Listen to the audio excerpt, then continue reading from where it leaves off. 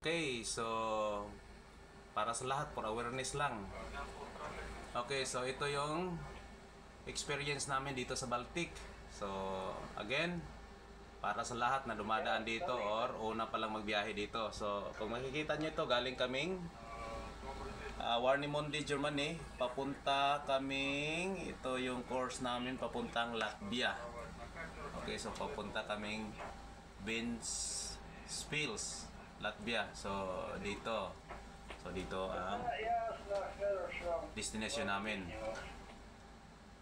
So ito yung napapansin namin. So pagdaan namin dito sa kalagitnaan, ito yung nangyayari ng aming posisyon. So kung nakikita niyo yung mga itim-itim na yan, yun yung track namin. So kumbaga, yun yung pinaka course line namin, pero ang barko napunta dito, babalik dyan, napunta uli dito, babalik dyan, napunta dito. So ganun. So hindi accurate yung posisyon na binibigay ng GPS dahil na-hack or na-jam ito ng Russian Federation.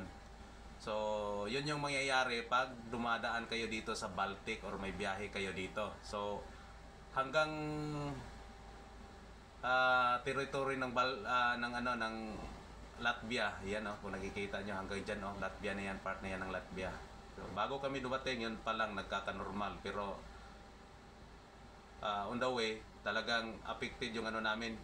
Sa isang dutyhan pa, may isang na within 4 hours dito lang sa lupa talaga yung posisyon. So yun yung mahirap kasi hindi natin alam kung saan ba talaga yung totoo nating posisyon. So yun, at least aware kayo. Tapos kung babalikan na naman natin yung mga nakaraan naming biyahe, so since pangalawa namin to, last 2 weeks, yun yung una naming experience. So kung makita natin dito sa baba, ayun, galing kaming Gdansk, Poland. Tapos yung aming truck, paganon-ganon din. Okay? So pareho. So hindi lang kami ang nakaka-experience niyan, kung hindi lahat ng barko na dumadaan dito. Kaya ginawa ko tong video na to for awareness para sa lahat, para hindi kayo magtaka. So lahat ng barko, pag dito kayo sa Baltic, iyon yung mararanasan nyo. Okay? So yan, tatandaan nyo lang yung course nyo, yung speed nyo, para hindi kayo mawala. Dahil siyempre sa gitna, hindi naman tayo makakagamit din ng ating radar dahil sa sobrang layo ng mga lupa.